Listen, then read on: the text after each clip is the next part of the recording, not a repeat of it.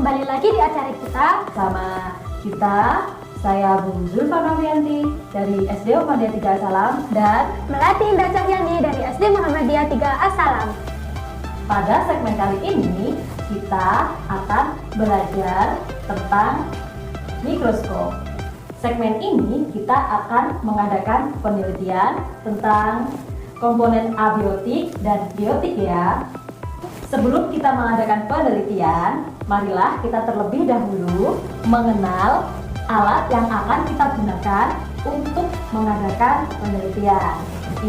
Alat ini disebut dengan mikroskop. Mikroskop ini berfungsi untuk mengetahui atau melihat objek dalam ukuran yang sangat kecil. Lebih kecil dari semut, Bu? Ya, ukurannya lebih kecil dari semut. Bahkan benda-benda yang tidak bisa kita tangkap dengan mata bisa kita tangkap dengan alat mikroskop ini. Nah, Mbak Lela kira-kira pengen tahu nggak bagian-bagian yang terdapat pada mikroskop? Tentu saja, Bu. Apa saja bagiannya? Jika ingin tahu, ayo teman-teman di rumah dan Melati perhatikan bagian-bagian dari mikroskop berikut ini. Pada bagian atas ini disebut dengan lensa okuler. Lensa apa namanya, Mbak? Okuler. Ya, lensa okuler. Gunanya untuk apa, Bu? Lensa okuler ini gunanya untuk menangkap bayangan benda yang diperoleh dari lensa objektif. Nah, kalau yang ini tadi namanya lensa okuler, sedangkan yang di bagian bawah yang sejumlah 3 ini disebut dengan lensa objektif. Lensa objektif itu biasanya kalau pada mikroskop itu ada yang jumlahnya 3 dan kadang ada yang jumlahnya 4, tergantung dari jenis mikroskopnya. Kalau bagian tengah ini, Mbak ya, antara lensa okuler dan lensa objektif itu ada tabung mikroskop. Ya, ini tabung mikroskop namanya. Sedangkan bagian ini adalah perbesaran kasar. Perbesaran kasar itu fungsinya untuk apa, Ayu? Tidak tahu, Bu. Coba lihat.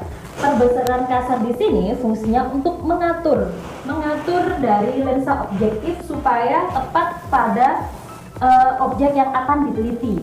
Bisa dinaikkan dan bisa diturunkan, atau bisa didekatkan atau dijauhkan. Ini adalah perbesaran kasar. Ini apa, Bu? Nah, kalau yang bawahnya ini adalah perbesaran halus. Ini fungsinya juga untuk memfokuskan arah lensa kepada objek benda yang diteliti. Ini yang warna hitam ini, Mbak Bel, ya. Warna hitam ini adalah meja objek atau meja pada mikroskop yang fungsinya untuk meletakkan objek yang akan diteliti. Meja ini dilengkapi dengan apa? Coba ini, teman lihat. Mbak Bel lihat ya. Ya. Nah, ini adalah penjepit preparat. Ini untuk apa, Bu? Kalau yang ini fungsinya untuk mengatur penjepitnya itu tadi. Setelah ada preparat yang ada di tengah, nanti kita atur arah ke kanan atau ke kiri untuk mengatur fokus tepat di tengah ya. Jadi objeknya itu setelah ada di preparat kita pasang di sini, nanti kita atur pakai ini. Nah, supaya lebih nanti kita coba ya. Tadi Bu Dea dan Bu Aini sudah memberikan contoh preparat yang akan kita teliti. Nah, supaya penjelasan saya tentang alat-alat ini lebih jelas, kita coba ya. Coba Mbak pegang penjepitnya. Kita pasang. Setelah itu, nah ini kan penjepit. Kalau yang ini fungsinya untuk mengatur ke kanan atau ke kiri, tepat di tengah apa belum, dilihat ya. Nah, kalau sudah tepat, kemudian kalau belum tepat lagi, ini bisa diatur maju mundurnya ya.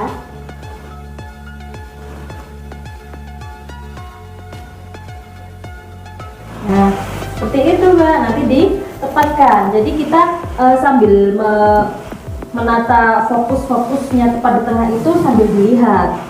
Kemudian ada yang ingin diketahui lagi dari bagiannya apa? Ini untuk apa, Bu? Kenapa ada 3 bagian. Gunanya apa saja? Ini ada 3 bagian lensa dengan ukuran besaran yang berbeda.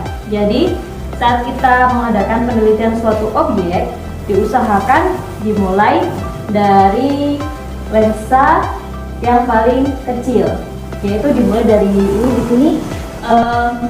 Ukurannya ada 4, kemudian ada 10, kemudian 40. Nah, kita nanti akan meneliti dengan ukuran 4 dulu. Setelah ukuran 4 sudah diketahui, ditulis hasilnya, kemudian Kita akan berpindah ke yang 10. setelah itu pindah ke yang 40.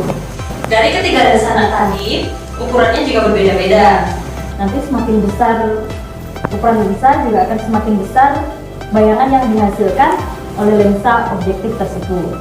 Nah, di sini juga ada kaca Di bawah sini, kaca ini fungsinya untuk menangkap cahaya yang akan dipantulkan pada mikroskop, sehingga kita bisa menggunakan mikroskop ini. Karena mikroskop ini menggunakan jenis yang memakai kaca ya.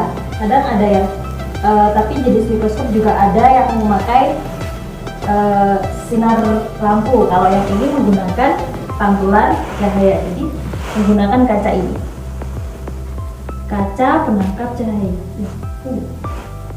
Kaca untuk menangkap cahaya atau memantulkan cahaya ke mikroskop.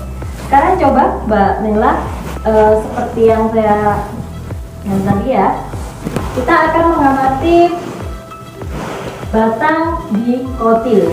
Coba nanti kalau sudah ketemu bilang ya.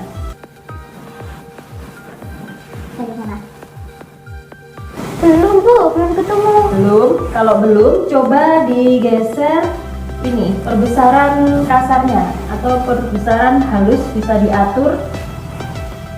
Wah, sudah kelihatan Bu. Oh, sudah kelihatan ya. Kalau sudah kelihatan, coba sekarang memakai ukuran yang 10.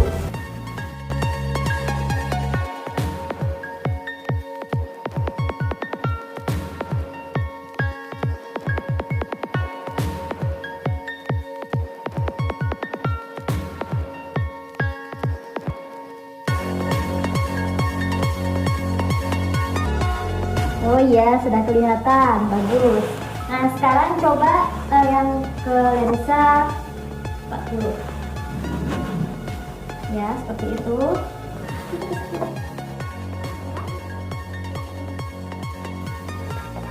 Belum bisa, Bu. Belum bisa. Kalau belum bisa, coba kira-kira yang diatur apa yang kira-kira. Mungkin kita cari cahayanya. Bisa menggunakan perbesar kasar dan perbesar halusnya, Mbak. Oh, sudah, Bu. Nah, sudah. Yang saya cek dulu. Nah, kalau sudah seperti ini hasilnya dari ketiga ukuran lensa tadi, silahkan difoto ya. Mbak Bella ulangi lagi dari lensa yang keempat, 10 dan 40. Hasilnya nanti difoto, kemudian dicari perbandingannya ya. Nanti hasilnya dilaporkan ke saya ya. Nah, penelitian itu tadi adalah contoh untuk meneliti batang di kotil. Sekarang kita akan mencoba meneliti batang yang monokotil ya. Silakan dipasang seperti tadi. Kira-kira bagaimana tadi? Seperti ini, Bu. Ya, Gang. Sudah. Ya, betul. Nah, sekarang kita bisa mulai dari yang lensa yang paling kecil.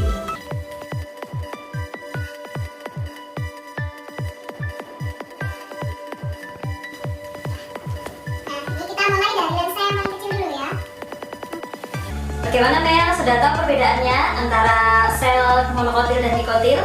Sudah, Bu. Jika monokotil, lingkarannya tidak teratur.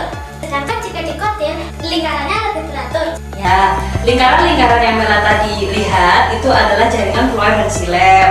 Jaringan fluid dan silem pada sel dikotil itu tertata lebih teratur. Jika pada sel monokotil itu tidak teratur. Seperti itu perbedaan antara sel monokotil dan dikotil.